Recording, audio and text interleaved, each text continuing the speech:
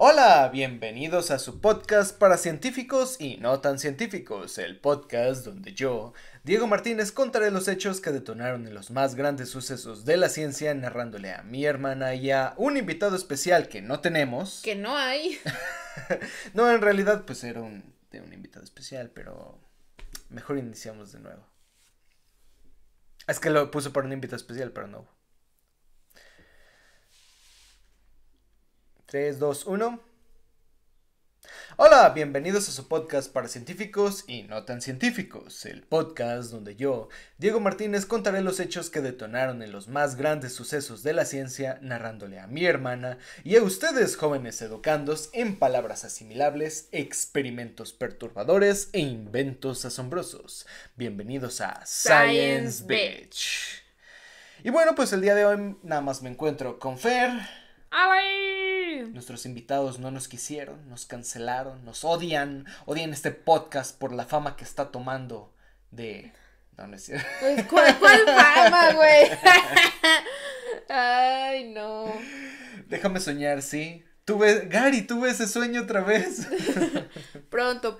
Ya mero llegamos a los 100 suscriptores y eso es muy bueno. Por favor, persona que nos esté escuchando en Spotify, que nos esté escuchando en algún otro lugar de podcast, venga a YouTube, por favor, y suscríbase. A lo mejor no los ve ahí, pero necesitamos suscriptores en YouTube para que tengamos. Arregla eso. ¿Por qué estás destruyendo nuestro set?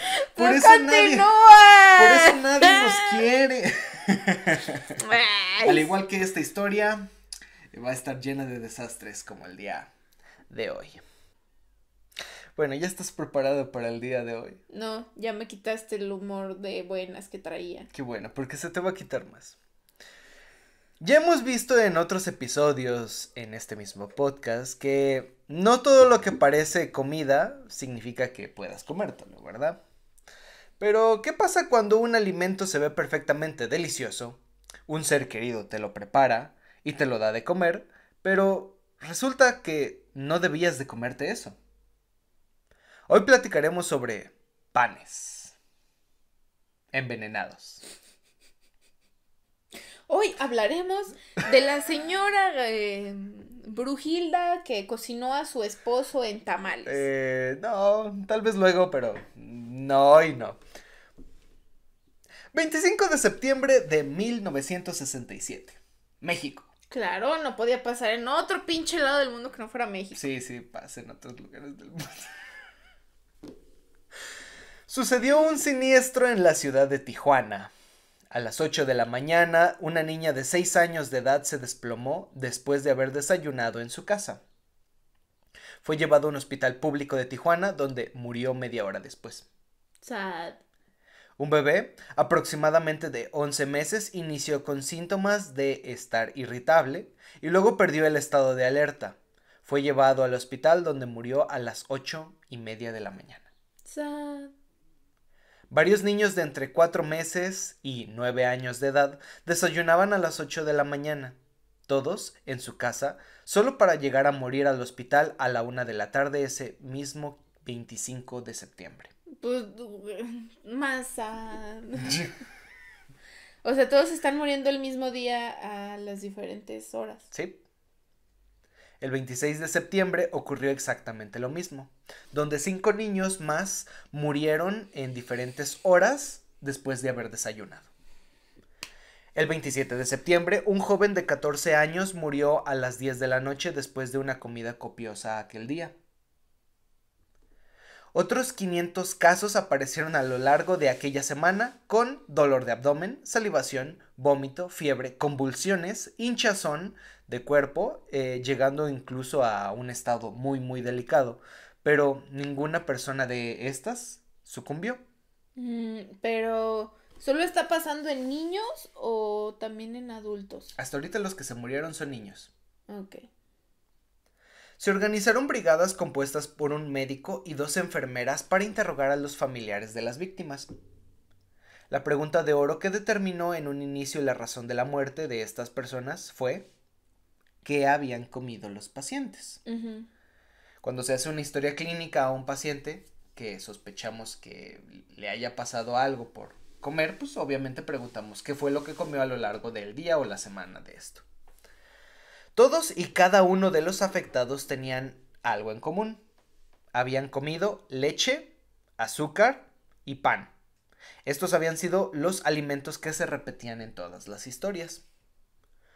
Por cómo iniciaron los síntomas en todas las personas, se pensó en un envenenamiento en masa. Desgraciadamente no se tenían recursos necesarios y adecuados para la investigación para poder encontrar qué fue lo que provocó este malestar. Porque pues, #México.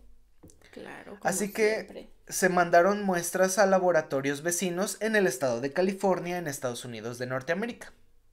Las muestras que se mandaron provenían de los niños muertos, así como de las personas que seguían hospitalizadas. Se hicieron lavados gástricos, porque regularmente es el tratamiento que se le da cuando vemos Para un que paciente. no se siga absorbiendo el... Ajá, cuando pensamos que algo se comió un niño, se comió una persona que viene con datos tal vez de intoxicación, lo primero que se hace es un lavado gástrico, que es meter sondas hacia el estómago, lavar con solución salina, o sea, es agua con sales, y se quita todo ese contenido, se reabsorbe por la misma sonda y se explora a ver qué onda. Entonces, esto se hizo tanto en niños muertos como en las personas hospitalizadas. Se encontró aparentemente un tipo de insecticida. Ahí, ¿cómo se llama? Glade en los panes, ¿no? El Glade es para aromatizar, ¿qué pedo? Ah, El niño comiéndose para que me huela bonito el hocico, güey, a huevo. güey, ya, estoy mal. ¿Cómo se llama esta mamada? Tienes pedo, la universidad. El Raid. Sí, es el Raid Matabichos, El ¿no? Raid Matabichos. Bueno, en los estudios que se mandaron a hacer de estos contenidos gástricos, estomacales, se encontró aparentemente un insecticida. Su nombre era Paratión. Es tiempo de ponernos entonces en contexto de qué es el Paratión. Este plaguicida de la familia de los organofosforados actúa inhibiendo a una enzima importante para el movimiento de casi cualquier animal, la colinesterasa. No mames, qué bonito. Ya entendí todo lo que acabas de decir. Antes no hubiera entendido ni perras madres. Bueno, para los que no estudian algo de las ciencias de la salud, vamos a explicar un poquito más. Resulta que los animales tenemos un sistema nervioso que se comunica con nuestros músculos mediante moléculas llamadas neurotransmisores, ¿verdad? El más importante de estos neurotransmisores es la acetilcolina, ya que permite activar la maquinaria del músculo para poder contraerse. Además, la acetilcolina permite controlar una parte del sistema nervioso autónomo, el cual controla las funciones básicas como la ritmicidad alta o baja del corazón, la respiración automática, el movimiento continuo de los intestinos, entre otras cosas. Hablando de los músculos propiamente, estos pueden relajarse, pero solo si la acetilcolina que se le pega al músculo es desechada. Entonces se tiene que quitar la acetilcolina para que el músculo pueda relajarse. Para que esto suceda, la naturaleza creó la enzima acetilcolinesterasa, que rompe la acetilcolina y permite que el músculo vuelva a su estado de reposo. Ahora bien, ¿qué pasará si una molécula extraña secuestra la enzima colinesterasa? Que la acetilcolina se mantiene pegada al músculo y por tanto este nunca se relaja, provocando una parálisis tetánica. Además de que por otra parte hay una desregulación del sistema nervioso autónomo. O sea, todo lo automático que se controlaba está desregulado porque hay demasiada acetilcolina. Este es el concepto científico por el cual los insectos mueren por el plaguicida, ¿sí? Por el paratión. Entonces, el paratión ha sido uno de los plaguicidas más eficaces, de hecho. Incluso no dura demasiado tiempo en el ambiente, pues al regarse las plantas el insecticida se cae y se destruye en la tierra. Por eso resulta que era muy buen plaguicida. Los organofosforados tienen un olor característico también, como petróleo y ajo. Entonces es muy característico cuando se destapa una botella saber si es el tipo de organofosforados. ¿Okay? Por último, el problema es que no se contaba que así como es tóxico para los insectos, es tóxico para los humanos, porque regularmente, de manera general, se hacen, pues ahora sí que ¿Pruebas? se hacen pruebas en insectos, obviamente, se hacen pruebas en otros animales, que suelen ser ratas de laboratorio, esos son los mamíferos asociados más a los humanos, pero obviamente no se hacen en los humanos, por lo tanto no sabemos qué tan tóxico es, Ujú. a menos de que ocurra algo así. Alguien le dé de comer a A el un montón de insecticida. niños. Mientras tanto, hablando ya de México nuevamente, al interrogar a los afectados que sobrevivieron, referían todos haber comprado pan o azúcar con el mismo panadero. No se develó el nombre por la carpeta de investigación, le vamos a llamar el señor M. El señor mamador. Fue como autoridades de la seguridad pública de Tijuana visitaron la panadería de este sujeto. La fábrica de pan, entre comillas, fábrica de pan, se encontraba en un patio trasero de 6 metros por 4 de ancho. En el centro se encontraba una mesa de madera donde se amasaban las mezclas y en el fondo se encontraba el horno de piedra para cocinar con leña. Ok. Al lado de este local se encontraba una bodega rudimentaria en la cual se guardaban todos los elementos para hacer el pan y al lado los baños, porque #México. En el lugar se hacían alrededor de 9,000 piezas de pan día con día, Wow. el cual el 60% era pan dulce. Aquí en Ujú. México, para el que nos escucha de otro lugar, tenemos una variedad increíble de pan dulce, hecho con mantequilla y azúcar de caña, con diferentes colores, sabores y formas, ¿verdad? Y Es olores. algo que nos caracteriza mucho. En otros estados de Latinoamérica y pues en Estados Unidos, claro, se hace pan, pero creo que en México es como lo más La exquisito mayor. para desayunar. Güey, me mama el Un pan. panecito. Las materias primas utilizadas por el señor M era harina, azúcar, bicarbonato, colorantes, cocoa, mantequilla, ajonjolí, sal, manteca de puerco, leche y agua. Ay, mira, solo con que me lo digas ya se me está antojando. Y uno que no puede tragar pan. Porque #dieta. Porque hashtag dieta. Todos los materiales salían de la bodega rudimentaria antes mencionada. Se interrogó entonces al señor M, que mencionó lo siguiente. El 24 de septiembre al mediodía se presentaron sus 2 trabajadores que se pusieron a preparar la mezcla del pan para el día de la mañana en la mesa central que ya habíamos dicho que estaba hecha de madera. Ujú. El procedimiento para esto era sencillo. Fijaos bien. Con los mismos instrumentos para agarrar la harina de los costales se agarraban los demás elementos secundarios, como yo creo que tenían pues ahora sí que para poder agarrar una jícara, se le llama, pues aquí en ¿Una México. taza medidora? Pues yo creo que ni taza medidora, una chingadera ahí de Un plástico topper, para güey. algo así. No, ni topper, güey, algo de plástico que encontraron y órale, harina, azúcar, todo con lo mismo. Ujú. Entonces, bueno.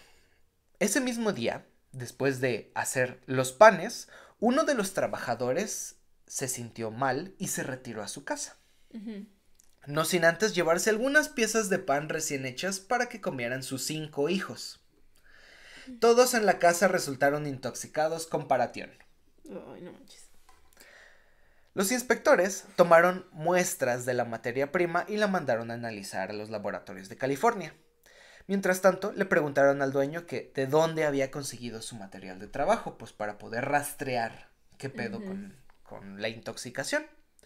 El señor M relató que un día antes, el 23 de septiembre, compró 15 costales de harina al depósito San Luis de Tijuana. Este depósito era surtido por un molino de harina ubicado en Hermosillo, Sonora. Mira, de un lado para otro. Sí. Esto es una cadena Sí, de. pues el punto es de salud pública es investigar todo este pedo, porque Sí, pues sí, es sí. un mundo ya interconectado. O sea, saber de dónde viene la enfermedad, y Exactamente. todo el seguimiento. Por otra parte, los costales de azúcar fueron surtidos por un depósito llamado Tienda Martínez. Este depósito a la vez adquirió el azúcar de los almacenes llamados Umpasa en Tijuana. Todo está en Tijuana y Sinaloa y Sonora. El azúcar de estos almacenes era producido en Los Mochis, Sinaloa. Se transportaba mediante ferrocarril hacia Mexicali y de Mexicali en camiones hacia Tijuana. Entonces todos estos lugares que hemos narrado tenían que investigarse. Sí. Todo esto fue investigado por las autoridades de seguridad pública. Mientras tanto, los laboratorios de California mandaron el resultado de las muestras tomadas de la panadería y también de los contenidos gástricos que ya habían mandado. El azúcar y la harina contenían paratión. Entonces es Tijuana la respuesta. Uno pensaría en eso. Porque pues ni modo que en Sonora y Sinaloa los hubieran puesto, ¿no? Se buscaron rastros de paratión en los almacenes mencionados en Tijuana, pero no se encontró nada. Ah, su ¡Ay! madre. Te quedó el ojo cuadrado.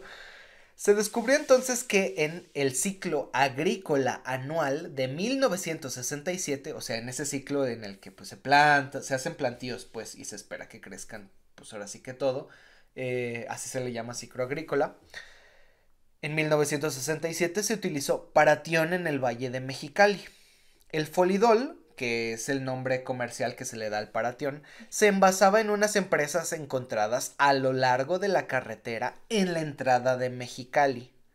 Se determinó que muchos de los camiones que iban por la carretera hacia Mexicali podrían haber transportado alimentos, haber parado en alguna de estas empresas, cargar el insecticida y que en algún momento se haya combinado con la harina o con el azúcar. Sin embargo, no se llegó a aclarar si en verdad esto había pasado, pues no había registro de algún camión que transportara estos dos elementos el mismo día de septiembre. Entonces, los camiones era de, bueno, a ver, ¿qué traes? Harina, azúcar, y paratión. O sea, se pregunta pues en los registros para anotar pues que llevan todos los camiones. Resulta que ninguno de estos llevaba paratión. Pues, o sea, había otros camiones que sí llevaban el paratión o folidol, pero ninguno que tuviera que ver con harina y azúcar. Entonces era así de, a ver, ¿qué pedo? ¿Qué está pasando? Bueno. Que me venga saliendo con que sea el señor M. No, al fin y al cabo, checaron al señor M, checaron en Tijuana, checaron en todos lados, nada. Entonces, y lo chequé a él, y chequé a Tijuana. Y lo chequé. Y lo chequé todo, y nada. Así, literalmente, no había nada. Entonces, se dio el caso como cerrado parcialmente en Tijuana, como de, bueno, ya no hay más que investigar intoxicados, aquí. No hay más intoxicados, vamos a ver, pues a ver qué pedo encontramos en Sinaloa y así. Resulta que, por último, 2 meses después se descubrió que en una caseta de la carretera hacia Tijuana se estaba haciendo una práctica poco usual. Cualquier camión que pasara por la caseta se le estaba rociando con gusatión, otro órgano fosforado hermano del paratión. Esto se estaba haciendo para poder regular las plagas que se transportaban de unos estados hacia otros, porque como era el ciclo agrícola tenían que pues checar así que hay plaga aquí, no, pues tienes que rociar todos los transportes porque si no te vas a llevar pues algo para allá, a lo mejor un insecto trae huevos y vale que eso va a destruir los plantíos. Entonces, al parecer se estaban rociando todos los camiones con gusatión. No manches, y ni siquiera los cubrieron o los salvaguardaron más. Porque hashtag México. De acuerdo con los certificados, hubo un camión con harina del molino San Luis que fue rociado con este insecticida. Sin embargo, no sabemos, porque habían pasado 2 meses, si la harina que transportaba realmente se contaminó. Entonces quedó en... veremos. Sí, y ya no se supo nada, se dio caso cerrado y a la chingada. No manches. Suponiendo que esto fuera cierto, al llegar el saco contaminado a las manos de los panaderos, al usarse el mismo instrumental para tomar la harina y el azúcar, este otro saco también se contaminó, el del azúcar. De hecho, había gente que nada más llegaba y de, oiga, don M, trae ¿tiene azúcar? No, pues que si me da un medio kilo. Y pues ya, con eso. Entonces, personas que habían comido o azúcar, porque había registros de que nada más tomaron agua con azúcar endulzada, se intoxicaron. Entonces, y ese era el problema.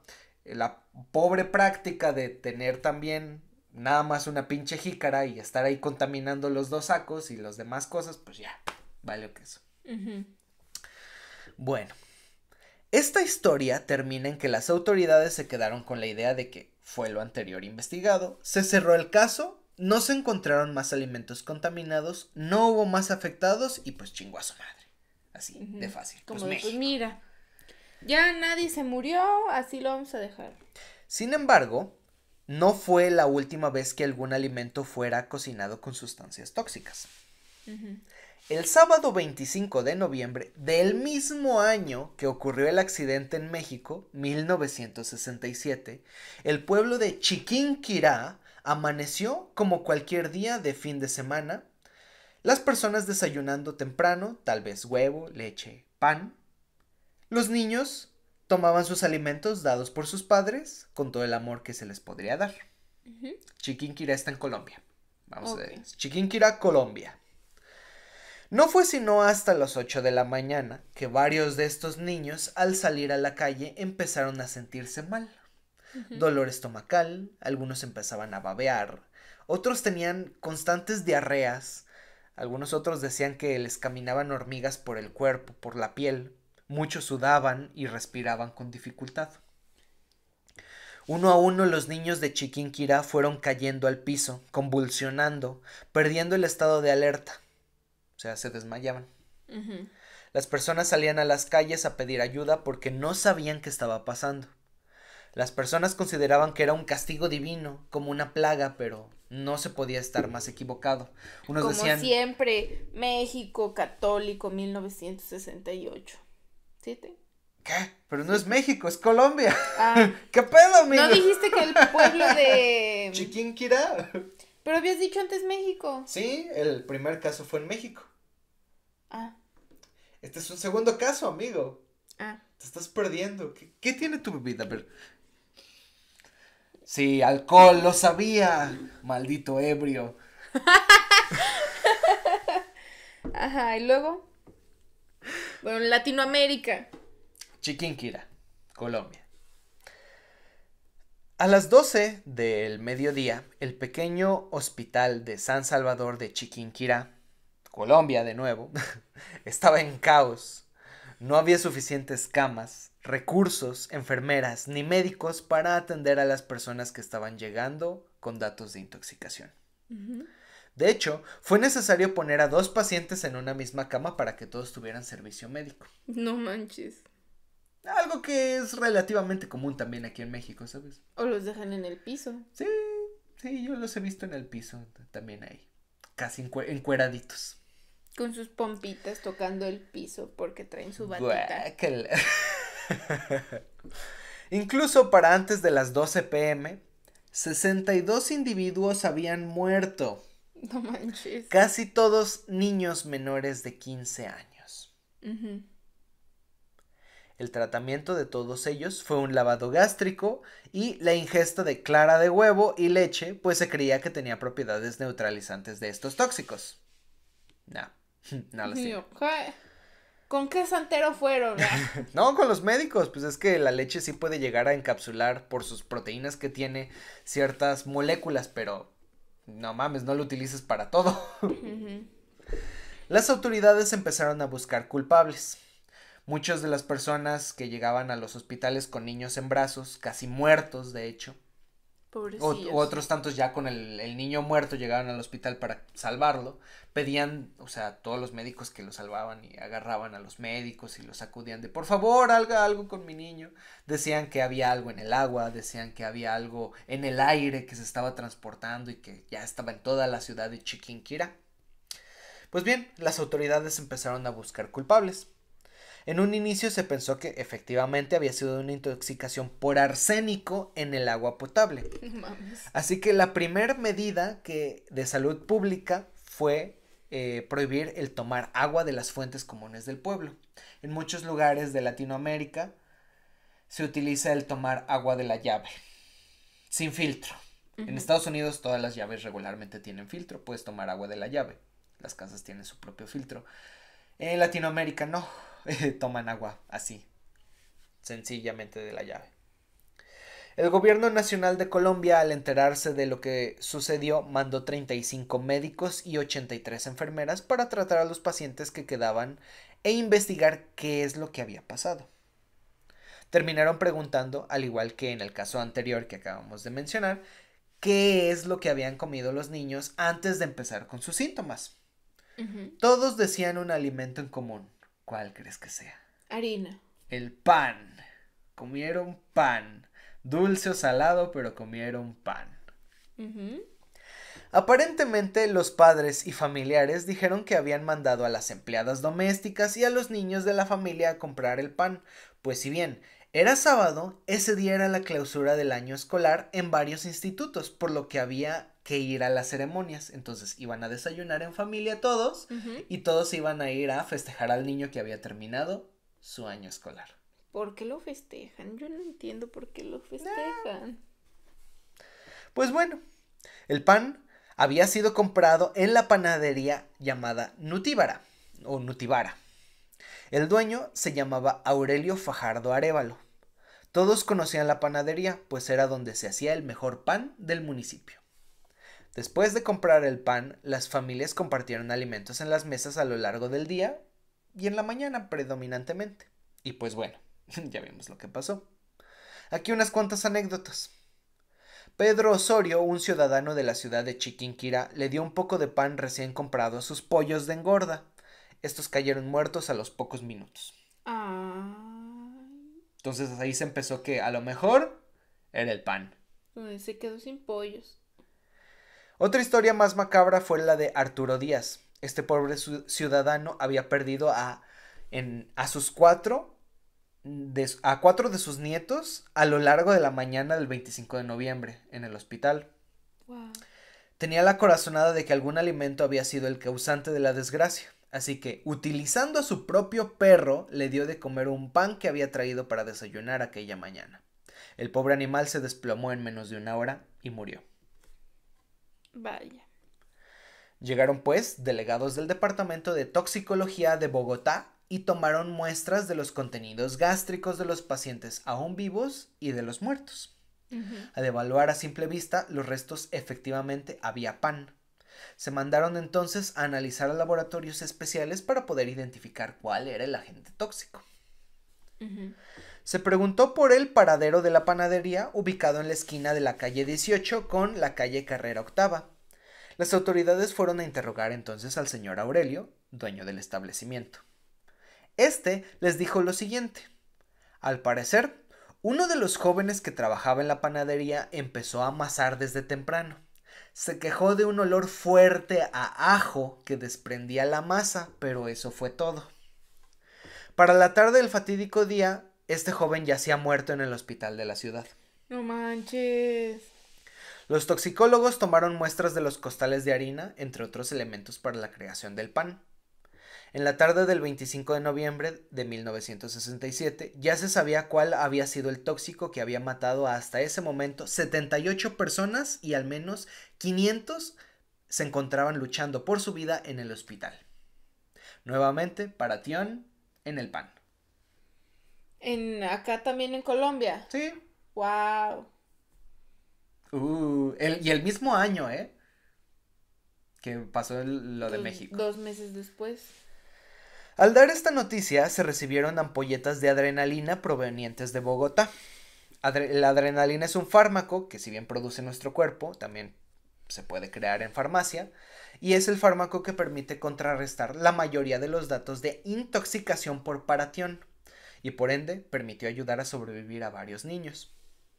Es el caso de Carlos Alfonso Romero, que estuvo a punto de morir, pero recibió adrenalina a tiempo. Aquí vamos a poner una foto comparativa de niño y de adulto mayor que al día de hoy pues narra su fatídico día. Entonces se ve a No, está todo desplomado. Sí, al niño, de hecho lo canalizaron y básicamente pues está en un sillón del hospital. O sea, ni siquiera en una cama y está tirado ahí con los músculos tetanizados por el paratión. Sí. Desgraciadamente su hermana no tuvo la misma suerte. Ella fue una de las niñas que murió. La niña tenía 9 meses cuando pereció, pues al parecer la familia le pareció bien darle probaditas de pan remojadas en leche para el desayuno. ¿Por qué hacen eso en Latinoamérica? Paréntesis grande. A un niño, no se le da pan, sino hasta después de los 12 meses de edad. Gracias. Les dejamos en la descripción un video de entrevistas de los niños que sobrevivieron y que ahora son adultos mayores en la descripción del video de YouTube. Vengan y denle un like, suscríbanse, denle a la campanita, ya saben, comenten si quieren. Chiquinquirá, entonces, quemó todos los sacos de harina de la ciudad, independientemente si fueran de Nutívara o de donde fueran. De donde fueran, los quemaron. Y aunque las autoridades dijeron que ya no había peligro en consumir otros alimentos, algunas personas ayunaron varios días tomando solo refresco y agua embotellada. No mames, ¿solo había pan allá? ¿O No, qué? pero pues tenían miedo. O sea, tenían miedo de que algo los intoxicara aparte del pan. Nuevamente, ¿cómo pasó esto? Pues bien, otra vez los costales de harina habían dado positivo para un órgano fosforado cuando fueron enviados a Bogotá. Se hizo la búsqueda y reuniendo suficiente información se encontró cómo había sucedido la contaminación. Colombia sí pudo. Al parecer, un camión con un cargamento de 30 sacos de harina provenientes de 2 molinos de Bogotá fueron puestos junto con 32 cajas con frascos de cristal rellenos de paratión. ¡Guay! ¿Por qué putas pones alimentos al lado de insecticida? Dime, ¿por qué chingados? Es lo que yo también me estoy preguntando. Dime en el sentido común, ¿por qué haces eso? No tienen, al parecer no hay. O a lo mejor por dinero dices, pues si ya va para allá, me sale más barato. Me sale más barato, pero no mames, no. Entrevistaron al chofer del cargamento y él dijo, cito, es que la carretera está muy mal. Se piensa que por cuestiones del viaje, 3 botellas salieron disparadas desde su caja mal cerrada y se rompieron contaminando 10 sacos de harina que llegarían a la panadería Nutívara.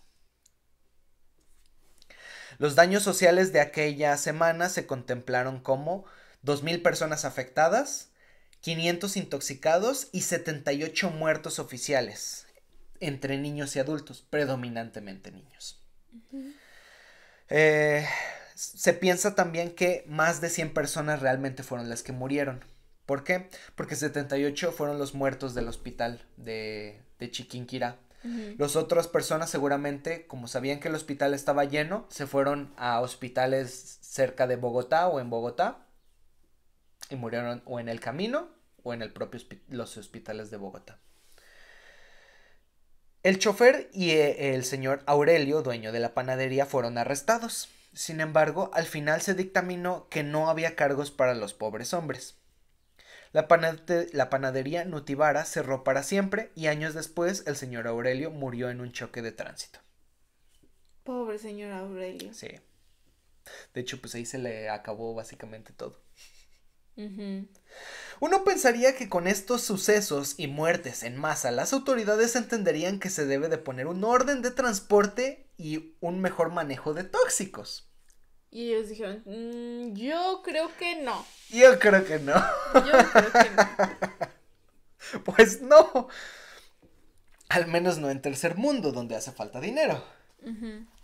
En 1970, en Puerto López, Colombia otra vez, un 2 de enero, un vecino de la vereda de La Balsa fue a su alcaldía para informar la muerte de 2 adultos y 2 niños intoxicados.